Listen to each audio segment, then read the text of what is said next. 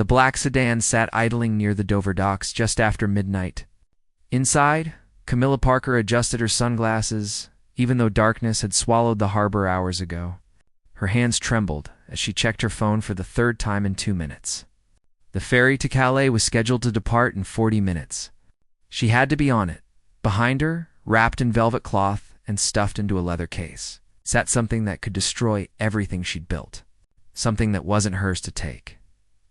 2 weeks earlier, Camilla had been just another senior lady-in-waiting at Buckingham Palace.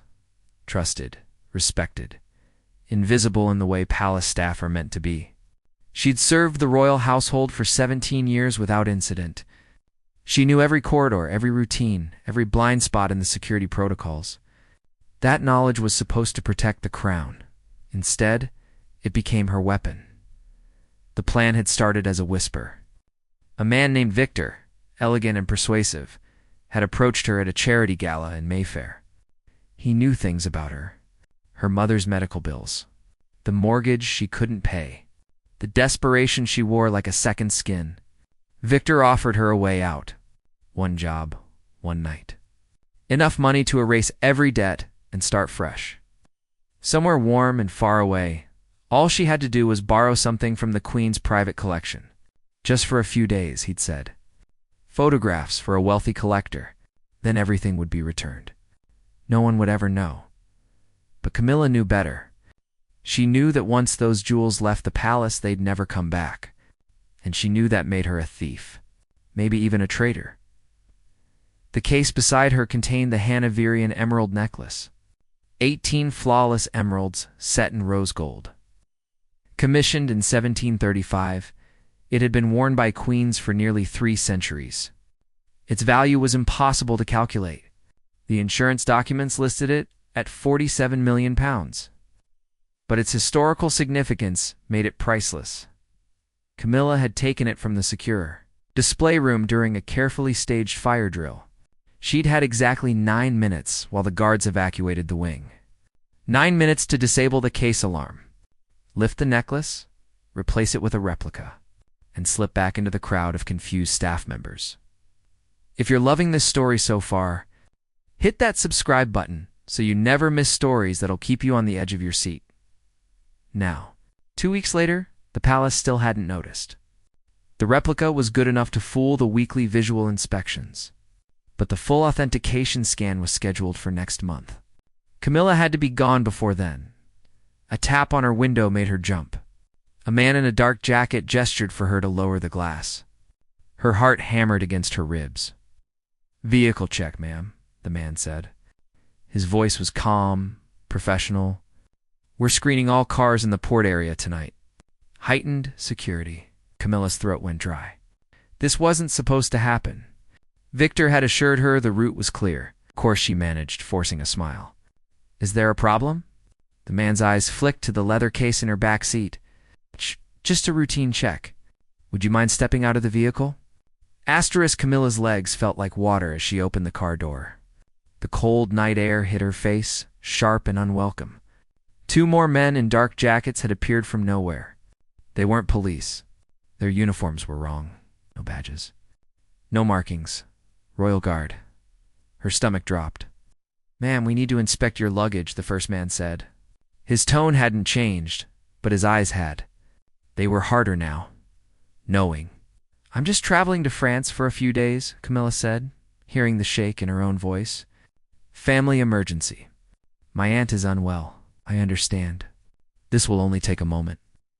One of the other guards moved to the back door. Camilla watched, frozen, as he reached for the leather case. Every instinct screamed at her to run. But where would she go? The docks were surrounded by fencing. Security cameras covered every angle. She was trapped. The guard lifted the case onto the hood of her car. The sound of the zipper seemed impossibly loud in the quiet night. Then, a miracle. A voice crackled over a radio. "All units, we have a situation at Gate 7. Possible smuggling attempt. All available personnel respond." The guards exchanged looks. The one holding her case hesitated, then set it back in the car. "You're free to go, ma'am," he said quickly.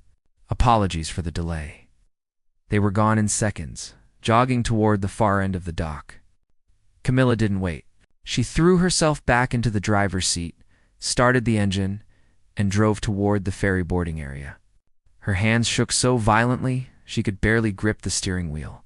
She'd been seconds away from exposure, seconds away from handcuffs and headlines, and the complete destruction of everything. But she'd made it. The ferry was a massive beast of steel and rust, its hull creaking as vehicles drove into its belly. Camilla followed the line of cars, her ticket clutched in one sweaty hand. A uniformed crew member waved her forward. She rolled onto the car deck and parked between a delivery van and a family's camper. The engine's rumble stopped. Silence pressed in. She allowed herself one long breath. Then her phone buzzed. Unknown number. She stared at the screen, her pulse climbing again. Finally she answered. "You were supposed to be alone." Victor's voice was cold. There were guards at that checkpoint. Royal Guards. "Camilla, do you understand what that means?" "I didn't know," she whispered. "They just appeared. But I got through. I'm on the ferry now. They let you through." Victor's voice was sharp. "They don't just let people through. They were ordered to let you through." The words landed like ice water. "What are you saying?" "I'm saying they know. They've known from the beginning. You're not escaping, Camilla. You're being tracked." "That's impossible." "If they knew, they would have arrested me at the palace," Victor hissed.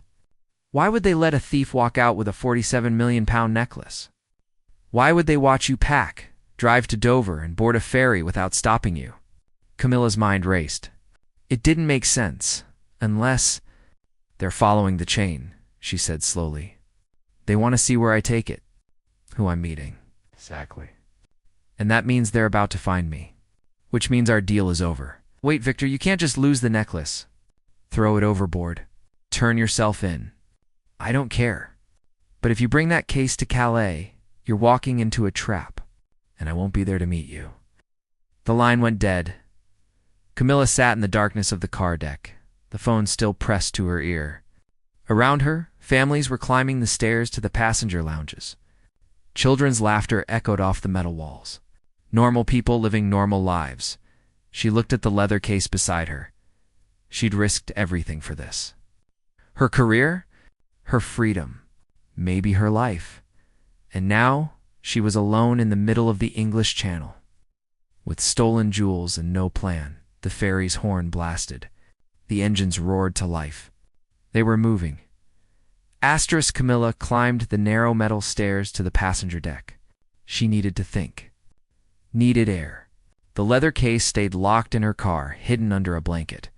Her legs felt unsteady as she pushed through the heavy door onto the open deck. Wind whipped her hair. The sea stretched black and endless in every direction. Behind her, the white cliffs of Dover were already fading into the darkness. Ahead, somewhere in that void, was France. And waiting in France were people who wanted to arrest her. Victor's words kept replaying in her mind. "They're tracking you. Walking into a trap?" But maybe he was lying. Maybe he was just scared and trying to save himself. Maybe the guards at Dover really had been routine. Maybe she was panicking over nothing. She pulled out her phone and opened her messages. 3 from her sister asking about their mother's doctor appointment. 1 from a friend inviting her to lunch next week. Normal life, still there, still waiting. She could almost pretend none of this was happening. Then she saw it. A new message. No sender name. Just a number she didn't recognize. Deck 3. Starboard side. 5 minutes. Come alone. Her blood went cold. Someone was on this ferry. Someone who knew she was here. Someone who knew what she was carrying. For a moment, she considered ignoring it, staying exactly where she was, but curiosity and fear pushed her forward. She needed to know who was playing this game. Deck 3 was quieter. Most passengers were inside, eating overpriced sandwiches or trying to sleep in the uncomfortable lounge chairs. Camilla walked slowly along the starboard rail, her eyes scanning the shadows. A woman stepped out from behind a life raft station. Mid-30s, dark hair pulled back, wearing a fitted black coat. She looked like she could be anyone. A businesswoman. A tourist. But her eyes were too sharp. Too focused. Camilla Parker, the woman said. Not a question. A statement. Camilla's mouth went dry. Who are you? Someone trying to help you. The woman moved closer, keeping her voice low. My name is Sophie. I work for a private security firm contracted by the royal household. We've been watching you for 9 days. 9 days? Camilla's voice cracked. That's impossible. I only took the necklace 2 weeks ago. We knew you'd been approached 4 weeks ago.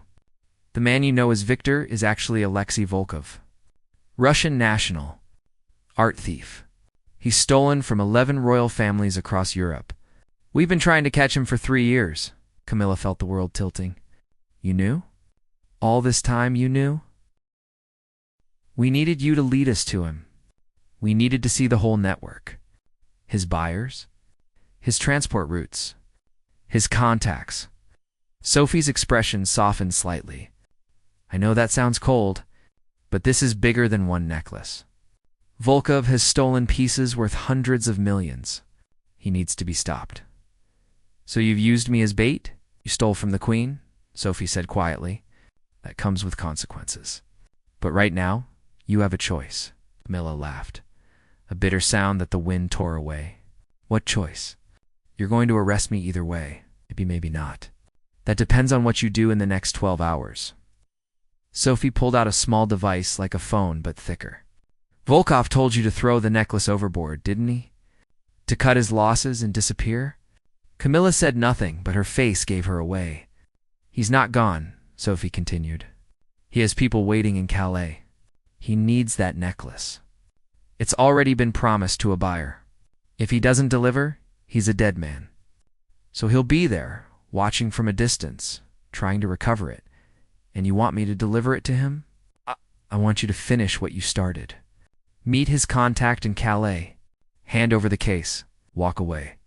We'll take it from there. And if I refuse? Sophie's expression hardened. Then we arrest you the moment we dock. You'll be charged with grand theft, conspiracy, and treason. You'll spend the next 20 years in prison. Your mother will lose her home. Your sister will have to explain to everyone why her family name is in every newspaper in the country. The threat hung in the cold air between them. Camilla looked out at the dark water. She'd been so stupid, so desperate, and now she was caught in a trap with no way out. How do I know you won't arrest me anyway? She asked. After I hand over the necklace. You don't, Sophie admitted. But right now, cooperation is your only card to play. Help us catch Volkov, and I'll personally recommend leniency. You'll face charges, but they'll be reduced. You might avoid prison entirely. Refuse, and I promise you'll regret it. Camilla closed her eyes. The wind bit at her skin. Somewhere below, in the dark belly of the ferry, sat a leather case containing her entire future. What do I have to do? She whispered. Sophie handed her a small earpiece, no bigger than a button. Wear this. Keep your hair down to hide it. When you meet Volkov's contact, we'll be listening. We'll be close. If anything goes wrong, if you feel threatened, just say the word red, and we'll move in immediately. Camilla turned the tiny device over in her palm. It felt impossibly light for something that held so much weight. Who am I supposed to meet? She asked. A man named Henry. French national, but he works for Volkov's network. He'll approach you at the port of Calais, probably in the parking area. He'll say something about the weather to identify himself. You confirm, hand over the case, and walk away. Simple. Nothing about this is simple. Sophie's expression softened for just a moment. I know you're scared. I know you feel like you've destroyed everything. But Camilla, you can still make this right. Help us, and maybe, just maybe, you get a second chance. The words felt like a lifeline thrown across dark water. Camilla wanted to believe them, needed to believe them. Okay, she whispered. I'll do it. Sophie nodded. The ferry docks in 90 minutes. Get some rest. You'll need to be sharp.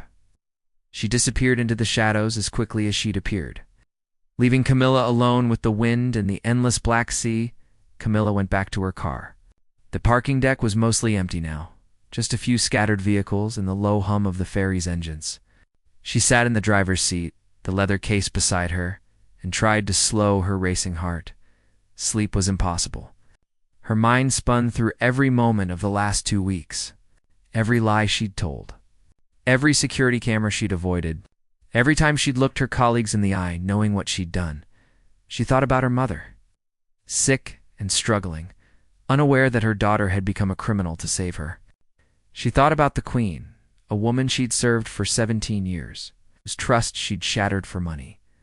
The shame was crushing, but underneath it was something else. Something harder, anger. Victor had used her. He'd found her at her weakest and turned her into a pawn in his game. He'd promised her freedom and delivered chains. And now, Sophie was doing the same thing, just with better words and legal authority behind it. Everyone wanted to use her. No one cared what happened to her when it was over. The ferry's horns sounded. They were approaching Calais. Camilla tucked the earpiece into place, letting her hair fall around it. She checked her reflection in the rearview mirror. She looked tired, haunted, but not guilty. Not yet. The ferry shuddered as it connected with the dock. Engines roared. Metal clanged against metal. Around her, people were returning to their cars, ready to drive off into France and continue their ordinary lives. Camilla picked up the leather case. It felt heavier now, as if the weight of history had pressed itself into the metal clasps and velvet lining. She followed the line of cars out of the ferry and into the gray morning light of Calais. The port was massive, a maze of lanes and barriers and customs checkpoints. She followed the signs for vehicle exit. Her hands slick with sweat on the steering wheel. A voice crackled in her ear, so sudden she nearly jumped. "We see you, Camilla. Blue sedan, license plate ending in 847. Just keep driving. Follow the road to the main parking area. He'll find you there." Sophie's voice. Camilla scanned the cars around. Her butt couldn't tell which one held the security team.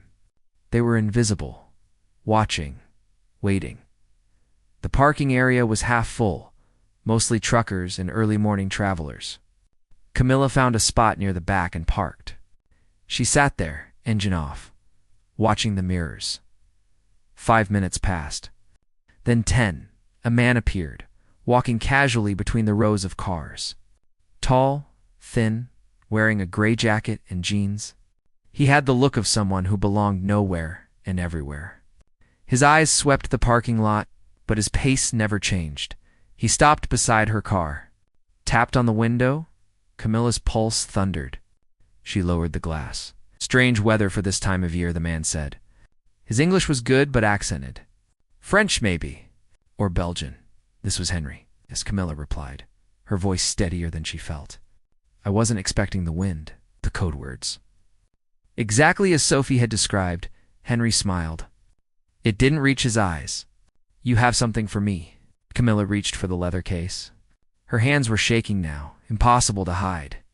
She passed it through the window. Henry took it, unzipped it slightly to check the contents. His expression didn't change, but she saw the flash of satisfaction in his eyes. He'd seen the emeralds. "Good," he said. "You're free to go." He turned to walk away. And then everything went wrong. 3 black SUVs screeched into the parking lot, blocking the exits. Doors flew open. Armed officers poured out, shouting in French and English. Henry ran. Camilla sat frozen in her car, watching the chaos unfold. Officers chased Henry between vehicles, their boots pounding on the pavement. Henry dodged left, then right. The leather case still clutched in his hand. Then a single gunshot cracked through the morning air. Henry felled asterisk. The leather case hit the ground beside him, its contents spilling across the pavement. The emeralds caught the weak morning light. Green fire scattered among the gray. Officers swarmed Henry's body. Camilla couldn't see if he was alive or dead. She couldn't move, couldn't breathe. This wasn't supposed to happen. Sophie had said it would be simple, safe. A hand rapped on her window.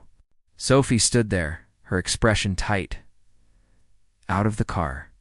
Now, Camilla stumbled out on shaking legs. Around them, French police were securing the scene, speaking rapidly into radios. The emeralds were being carefully collected and placed back into the case. Henry was being loaded onto a stretcher. She saw his chest moving. Alive, then. Barely. What happened? Camilla demanded. You said this was under control? We ran. We had no choice. Sophie gripped her arm, firm but not rough. We need to move. There are more of them. Volkov's people. They'll scatter now, but we still have a chance to catch him. I did what you asked. I handed over the case. We had a deal. I'm honoring it. But the operation isn't over yet. Sophie steered her toward one of the black SUVs. Get in. I'll explain on the way. Camilla wanted to resist. Wanted to demand her freedom right there in the parking lot. But she was surrounded by armed officers and French police and had nowhere to go. She climbed into the SUV. They drove fast through the streets of Calais. Sirens silent, but urgency palpable. Sophie sat beside her in the back seat, speaking quietly into a phone in a language Camilla didn't recognize. German, maybe. Or Dutch. Finally, Sophie hung up and turned to her. Volkov is still in Calais. He was watching from a distance. When Henry went down, one of our spotters saw a man leave a cafe 3 blocks away in a hurry. Matches Volkov's description. We're tracking him now. What does this have to do with me? Camilla asked. You have the necklace. You have Henry. Let me go. Henry won't talk. These people never do. They're more afraid of Volkov than they are of prison. Sophie's eyes were hard. But Volkov will talk to you. Me. Why would he? Because he thinks you're still useful. He thinks you still have the necklace. Camilla stared at her. But I don't. Your people have it. Volkov doesn't know that. Henry never had a chance to signal success or failure before he went down. As far as Volkov knows, the exchange went bad, and you still have the jewels. Which means he'll try to contact you. Try to recover them himself. You want to use me as bait again. I want to finish this, Sophie said. Volkov has evaded capture for 3 years. He's stolen pieces worth over 200 million pounds. He's bribed officials, killed witnesses, and destroyed families. This is our chance to end it. But we need your help. The SUV turned down a narrow street and pulled to a stop. They were in front of a small hotel, unremarkable and gray. Sophie's phone buzzed. She read the message and nodded. He just sent you a text. Camilla pulled out her phone with shaking hands. There it was. Unknown number. Caf Marguerite. Rue des Lions. 20 minutes. Bring the case. Come alone, or the deal is off. Sophie leaned closer. This is it. He's desperate. Cornered. He needs that necklace to deliver to his buyer, or his reputation is destroyed. He'll be there himself, not sending another contact. And you want me to walk into a cafe with a man who kills witnesses? We'll be there. Every exit covered. Snipers on the roofs. You'll have this earpiece the whole time. The moment you confirm it's him, we move. You'll be safe? Like Henry was safe? Sophie's jaw tightened. Henry drew a weapon. You won't. You're a civilian. You're cooperating. This is different. Camilla looked down at her hands. They were still shaking. Had been shaken for hours. She thought about her mother, about her sister, about the life she'd burned to the ground for money she'd never even received. She thought about Volkov, elegant and persuasive, offering her hope and delivering ruin. If I do this, she said quietly, if I help you catch him, what happens to me? You'll be charged. That's unavoidable. But I'll testify that you cooperated fully, that you put yourself at risk to help capture a major international criminal. The judge will take that into account. You're looking at community service, maybe probation, not prison. You can't guarantee that, no, Sophie admitted. But I can guarantee what happens if you refuse. You go to trial alone, with no one speaking for you, facing maximum penalties. Your choice. Camilla closed her eyes. 20 minutes. That's all she had to decide, whether to risk her life one more time for a chance at redemption. She opened her eyes. What do I need to do? Sophie handed her a duplicate leather case. It looked identical to the original. Same scuffs. Same weight. Inside, wrapped in velvet, was a replica of the Hanoverian emerald necklace. Good enough to fool someone at a glance. Not good enough for an expert. He'll want to see them, Sophie said. Open the case. But don't let him take it until we're in position. Keep talking. Stall. The moment we have a clear confirmation, it's Volkov. We'll move. They fitted her with a better earpiece, one with a tiny camera embedded in a button on her coat. Everything she saw, they'd see. Everything she heard, they'd hear. Remember, Sophie said as Camilla stepped out of the SUV, you're angry? You're scared. Henry was shot right in front of you and you think the deal is falling apart. You want your money and you want out. Play that emotion. It'll keep him talking. Camilla nodded, not trusting her voice. Caf Marguerite was small and tucked between a bakery and a bookshop. The kind of place tourists never noticed. The kind of place you could disappear into. Through the window, Camilla could see a handful of people nursing coffee and reading newspapers. Normal people, living normal lives. She pushed open the door. A bell chimed above her head. He was sitting in the back corner, partially hidden by a column. But she recognized him immediately. Victor. Alexei Volkov. Whatever his real name was, he looked older in person than he had at the gala. Tired. The elegant charm he'd worn like a mask had slipped. He gestured to the seat across from him. Camilla walked over, the case clutched in her hand. She sat down, placing the case on the table between them. Her heart was hammering so hard, she was sure he could hear it. You're late, Volkov said. His voice was flat, angry. Your man got shot, Camilla snapped back, letting the fear turn into anger. What did you expect? The place was swarming with police. I barely got out. But you got out. And you have the necklace. I have it. But I want my money. Right now, I'm not doing this anymore. I'm not dying for you. Volkov's eyes were cold. You'll get your money when I confirm the necklace is real? Open the case. Camilla's hands shook as she unzipped the case. The replica emeralds gleamed in the dim cafe light. Beautiful. Convincing. For now, Volkov leaned forward, studying them. His expression was unreadable. In her ear, Sophie's voice crackled. Stall, we need 30 more seconds. They're real, Camilla said quickly. You can check them if you want, but I'm not sitting here much longer. Every cop in Calais is looking for this case. How do I know you didn't go to the police? Volkov asked. How do I know this isn't a trap? Because I'm here, aren't I? Because I want my money and my life back. That was the deal. You promised me 300,000 pounds. Volkov reached into his jacket. Time seemed to slow. Camilla's breath caught. Was it a gun? Was he going to kill her right here in this cafe? But he pulled out a phone, placed it on the table. The money is in a cryptocurrency account.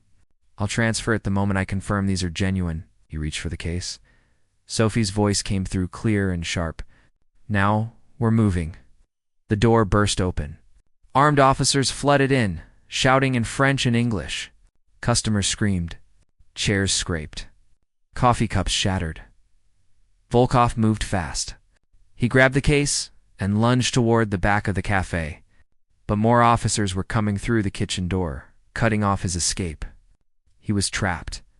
He looked at Camilla, and in that moment she saw something flicker in his eyes. Not anger. Not fear. Realization. You, he said quietly, you were working with them. I was trying to survive, Camilla said. Just like you taught me. Officers swarmed him. The case was pulled from his hands. He didn't resist. Didn't fight. He just kept staring at Camilla as they put the handcuffs on, as they read him his rights in 3 different languages. Sophie appeared beside, Camilla placing a hand on her shoulder. It's over, she said. You did well. Camilla watched as they led Volkov out of the cafe. 3 years of pursuit, hundreds of millions in stolen art, and it ended in a small cafe in Calais because a desperate woman had made one terrible choice and then tried to make it right. Sophie drove her back to the hotel. They sat in the parking lot for a moment, neither speaking. What happens now? Camilla finally asked. Now you go home. There will be interviews, paperwork. You'll need a lawyer. But Camilla, I meant what I said. I'll testify on your behalf. What you did today saved this operation. That counts for something. Will it be enough? Sophie looked at her and her expression was softer than it had been. Almost kind. I don't know. But it's more than you had this morning. Camilla nodded. She was tired. So deeply tired. But underneath the exhaustion was something else. Something that felt almost like relief. 6 weeks later, Camilla stood in a courtroom in London. The charges were read. Grand theft, conspiracy, breach of trust. The words felt heavy, final. But then Sophie took the stand. She told the court about Camilla's cooperation, about the risks she'd taken, about how her actions had led to the capture of one of Europe's most wanted criminals and the recovery of not just the Hanoverian necklace, but information that would lead to the recovery of dozens of other stolen pieces. The prosecutor argued for prison, 5 years minimum. The judge listened to everything, studied the documents, looked at Camilla for a long moment. Ms. Parker, you committed a serious crime. You violated the trust placed in you. You stole from the crown. These are not small matters. Camilla's throat was tight. She nodded. However, the judge continued, you also chose to cooperate. You put yourself at considerable risk to help law enforcement. You showed genuine remorse and took responsibility for your actions. That, too, is not a small matter. The courtroom was silent. I sentence you to 3 years imprisonment, suspended. 2,000 hours of community service. You will never work in a position of trust again. You will never set foot in any royal residence. But you will not go to prison. Use this chance wisely, Ms. Parker. You won't get another. Camilla felt her knees buckle. Her lawyer caught her arm. Around her, people were standing, moving, talking. But all she could hear was the pounding of her own heart. She walked out of the courtroom into the gray London afternoon. Her sister was waiting on the steps, tears streaming down her face. They embraced without words. Camilla had lost everything. Her career, her reputation, her future. But she had her freedom, and sometimes that was enough. Years later, working at a charity shop in Kent, sorting donated clothes and helping elderly customers, Camilla would think about that night on the ferry, about the leather case and the emeralds, and the choices that had brought her to the edge of ruin. She'd made terrible mistakes. She'd hurt people. She'd betrayed trust. But in the end, she'd also found the courage to make it right. And that, she decided, was worth something too.